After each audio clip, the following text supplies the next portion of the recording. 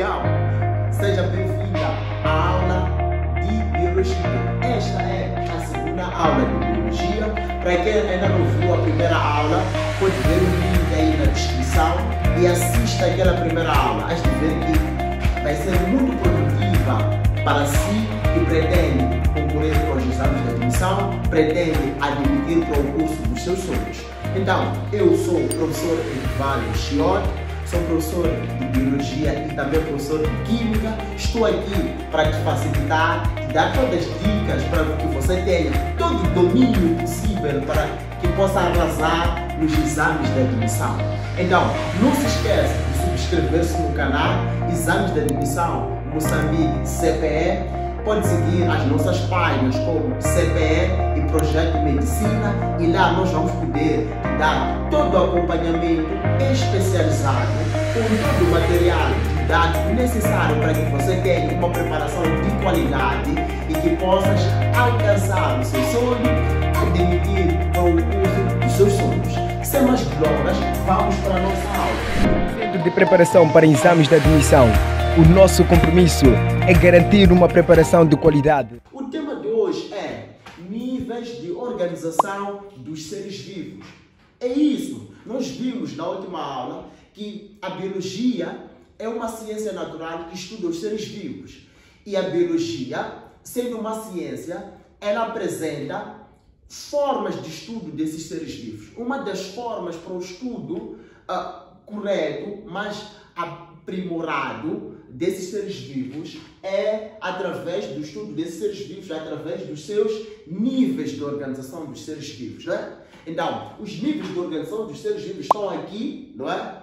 Onde o primeiro nível de organização dos seres vivos nós chamamos de subátomos. Nós sabemos que tudo que existe na natureza nós chamamos de matéria, não é? E a matéria é formada por conjunto de átomos. E os átomos, eles também possuem alguns componentes. Esses componentes que vão constituir os átomos, nós chamamos de subátomos. Então, subátomos são partículas que estão no interior dos átomos. E você sabe muito bem que os subátomos que nós encontramos ao nível do átomo, nós vamos ter o quê? Vamos ter os prótons, teremos os eletrões e ainda teremos os nêutrons. Nós sabemos que os prótons são partículas com carga elétrica positiva e os eletrões são partículas com carga elétrica negativa. E os nêutrons são partículas sem carga elétrica, ou seja, com uma carga neutra. Então nós temos isso. O conjunto dessas partículas subatômicas nós chamamos de átomos, não é? Nós sabemos que os átomos constituem elementos químicos e quero te recordar que os elementos químicos estão organizados lá numa tabela periódica, não é? E podemos ter como exemplo de alguns átomos o hidrogênio, podemos ter o sódio, podemos ter o cloro. Esses elementos químicos são formados por átomos, não é? E o conjunto desses átomos, não é, vai formar o que nós chamamos de moléculas. Então, uma molécula é o conjunto de átomos, pode ser do mesmo elemento químico ou pode ser de diferentes elementos, não é? E as moléculas existem dentro do nosso organismo. Por exemplo, no nosso organismo, a molécula mais abundante é a água. Então, a água vai perfazer quase 70% ou 80% do nosso peso corporal. Então, nós vamos ter aqui como, por exemplo, a água. Para além da água, nós vamos ter as proteínas, vamos ter o dióxido de carbono. Para além do dióxido de carbono, teremos os carboidratos. E ainda teremos os lípidos, ainda teremos as vitaminas, teremos os aminoácidos e etc. Não é? Então, essas são algumas moléculas que nós temos dentro do nosso organismo.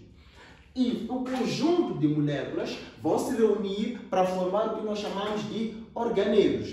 Organelos celulares são estruturas que estão presentes dentro de uma célula que desempenham uma função específica.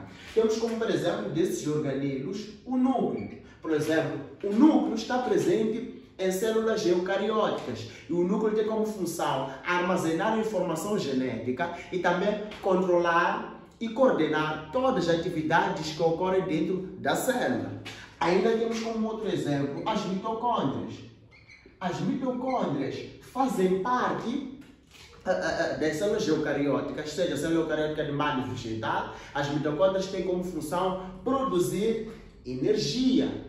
Tem também uma outra função importante que é da respiração celular. Ainda temos os ribossomas, que são organismos celulares que estão presentes em todos os tipos de células, seja nas células eucarióticas, assim como nas células procarióticas. Os ribossomas têm uma função principal que é de produção de proteínas, ou seja, participam na síntese de proteínas. E muito mais, ainda podemos ter os vagúolos, ainda podemos ter a membrana plasmática, ainda podemos ter o complexo de Golgi. Então, cada organismo celular tem uma função específica e essa função é importante para o bom funcionamento da célula. E o conjunto de organismos vai formar o que nós chamamos de célula. Você sabe muito bem que a menor porção da matéria capaz de gerar vida nós chamamos de célula. E você ainda sabe que a célula é a unidade básica, estrutural e funcional de todos os seres vivos. E você sabe muito bem que existem dois tipos de célula. Existe o que nós chamamos de célula eucariótica e o que nós chamamos de célula procariótica. A célula eucariótica é uma célula de organização complexa e a célula procariótica é uma célula de organização muito simples. E, por exemplo, organelos que são constituídos pela célula eucariótica temos como, por exemplo, você, não é? Você é um animal, é um organismo eucariótico e também podemos ter alguns fungos, podemos ter as plantas e etc. E os seres procariontes, vamos ter as bactérias e cianobactérias. Recordar que teremos uma aula específica onde vamos falar de forma detalhada acerca dos dois tipos de célula e também das suas diferenças e semelhanças. Então, por isso, eu te sugiro que ative o sininho das notificações, subscreva-se no canal para que possas ter esse conteúdo nas próximas aulas. Dando continuidade, nós sabemos que, por exemplo, dentro do seu organismo existem bilhões e bilhões de células.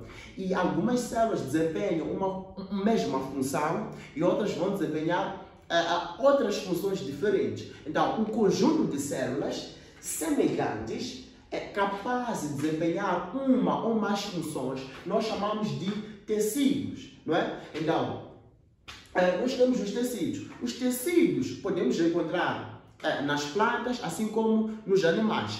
Exemplos de tecidos animais podemos ter o tecido epitelial, podemos ter o tecido nervoso, ainda podemos ter o tecido muscular, ainda podemos ter o tecido conjuntivo. Por exemplo, no caso de plantas, nós podemos ter tecidos como floema, podemos ter tecidos como xilema, ainda podemos ter o parênquima, a epiderme. Então, são vários os tecidos que constituem os seres vivos.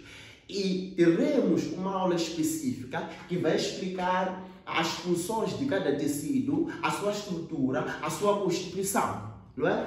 E o conjunto de tecidos vai formar o que nós chamamos de órgãos. Sim, é isso. Por exemplo, você possui vários órgãos, pode ajudar com algum exemplo de um órgão, não é? Que existe no teu corpo. Sim, estou a falar consigo. Exemplo de um órgão que existe no teu corpo. Sim, é isso. Você sabe que no teu corpo você tem o quê? Tem o coração, você tem cérebro, não é? Você tem a pele, você tem os olhos. Então você tem muitos órgãos no seu corpo. Então aqui vamos ter como exemplo o coração, vamos ter outro exemplo o pulmão, vamos ter outro exemplo o fígado, vamos ter um exemplo como o cérebro e muito mais. Você tem vários órgãos e o conjunto de órgãos vão se reunir em sistemas, vão formar os sistemas. Por exemplo, no nosso organismo existem vários sistemas e esses sistemas temos como, por exemplo, aqui o sistema respiratório, não é? O sistema respiratório. O sistema respiratório é o sistema responsável pela troca de gases, pelas trocas gasosas. Exemplos de órgãos do sistema respiratório nós vamos ter, por exemplo, as fossas nasais, não é? Vamos ter a faringe, a laringe, vamos ter os alvéolos, os bronquíolos, o próprio pulmão, não é? Estes são exemplos de alguns órgãos que nós encontramos no sistema respiratório. Para além do sistema respiratório, vamos ter, por exemplo, o sistema nervoso. No sistema nervoso, nós vamos encontrar vários órgãos, como o cérebro, como o cerebelo, como o bulbo, não é? Que nós chamamos de medula oblonga e muito mais. Ainda podemos ter aqui o sistema circulatório, ainda podemos ter o sistema digestivo, não é? O sistema digestivo que no exato momento está a atuar no teu corpo, no exato momento do organismo estão a ocorrer reações de digestão, pode ser digestão química ou digestão mecânica, não é? O sistema digestivo é formado por vários órgãos, desde a boca, não é? Desde a faringe, o esôfago, o estômago, etc. E o conjunto de sistemas, de outros sistemas do corpo, sistema reprodutor, sistema excretor, sistema imunológico, sistema tegumentar, sistema linfático, não é? E o conjunto de todos esses sistemas vai formar um organismo. Você é um organismo, você é um ser vivo, não é? Você é um indivíduo, porque é formado de vários sistemas. Então, exemplos de organismos, podemos ter o próprio homem, não é? No caso, macho e fêmea, né? Homem e mulher. E ainda podemos ter aqui o rato, não é? Ainda podemos ter a couve. Sim, a couve é um organismo, é um ser vivo, sim, é uma planta. E o conjunto de organismos que vivem na mesma área geográfica, ou seja, que habitam na mesma área geográfica, vão formar, e da mesma espécie, vão formar o que nós chamamos de população, não é? Então, eu dei um exemplo no início desse vídeo, não é? Eu disse que o conjunto de pessoas nós chamamos de magote, não é? Então, você faz parte dos magotes, não é? Então, temos uma população de magote, que é a população de pessoas. E você sabe muito bem que o conjunto de macacos, por exemplo, nós chamamos de capela. Capela. O conjunto de peixe nós chamamos de cardume, e etc. E etc. Então, só para te recordar, a população é um conjunto de organismos da mesma espécie, ou seja, que habitam na mesma área geográfica. E quero te recordar o que é uma espécie. Uma espécie é o conjunto de organismos capazes de se cruzar entre si e originar descendentes férteis. Só que não são quaisquer organismos. Devem ser organismos que apresentam mesmas características, ou seja, características semelhantes. E o conjunto de populações vai formar o que nós chamamos de comunidade. Por exemplo, na sua casa, você pode viver com gato, com cães, com diferentes árvores, com mosquito, com barata, com seus pais, todos vocês. Uma vez, todos esses organismos que habitam na tua casa são de diferentes espécies. Fazem parte de diferentes populações, mas estão a habitar na mesma área geográfica, então formam o que nós chamamos de comunidade. Então, a comunidade é o conjunto de espécies que habitam na mesma área geográfica. Só que essas espécies devem ser espécies de organismos diferentes, devem ser populações diferentes para formar o que nós chamamos de comunidade. E o conjunto de comunidades vai formar ecossistema. E um ecossistema ele é formado por fatores abióticos e é formado por fatores bióticos. A palavra A significa não, ou C é uma negação. Fatores abióticos são aquelas condições básicas para a sobrevivência de uma pessoa, para a sobrevivência de um organismo.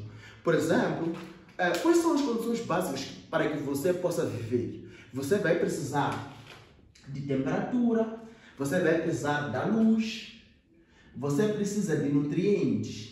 Sim, você precisa de comer, não é? Você vai precisar de água, você precisa de oxigênio para a respiração e muito mais. Vai precisar de umidade. Então, essas são as condições básicas para a sua sobrevivência: temperatura, luz, nutrientes, que são os alimentos, não é? A água para o seu consumo e também o oxigênio para a sua respiração. Uau! Significa que você pode viver sem iPhone. Você pode viver dormindo no chão, na esteira. Você pode viver sem televisão. Por quê? Porque iPhone, televisão não são condições básicas para a sua sobrevivência. Mas você não pode viver sem os alimentos, que são os nutrientes. Você não pode viver sem o oxigênio. Você precisa de respirar, não tem como. Essas são as condições básicas para a sua sobrevivência. E a palavra bio significa vida. Quando nós falamos de fatores bióticos, estamos a falar dos seres vivos. Estamos a falar dos seres vivos. Seres vivos fazem parte de um ecossistema. E esses seres vivos nós chamamos de fatores bióticos. E o conjunto de todos os ecossistemas vai formar o que nós chamamos de biosfera. Sim, biosfera é o conjunto de todos os ecossistemas. Nós podemos dividir a Terra, o planeta Terra, em atmosfera, que é a parte da Terra que é formada pelo ar, é hidrosfera, que é a parte da Terra que é formada pela água, e também é litosfera, que é a parte da Terra formada pelo Sol. E ainda na Terra nós encontramos uma parte que é formada por seres vivos, que é formada por organismos. A essa parte da Terra, que é formada por seres vivos, que é formada por organismos, nós chamamos de biosfera. Então, biosfera é aquela parte da Terra que é constituída por seres vivos. Lembrando que os seres vivos estamos a falar de plantas, animais, de fungos, protozoários, de algas, de cianobactérias, não é? E próprias bactérias. Então, a nossa aula vai terminar por aqui, não é? Não se esqueça de subscrever-se no canal, Exame de Admissão Moçambique CPE, siga as nossas páginas CPE e Projeto Medicina, e até a próxima! Estamos localizados na cidade de Maputo, bairro 25 de Junho, Chopal B, Distrito Municipal Cambuquena. Para informações adicionais, contacte-nos pelo 84 44 074 21 ou 87 94 074 21.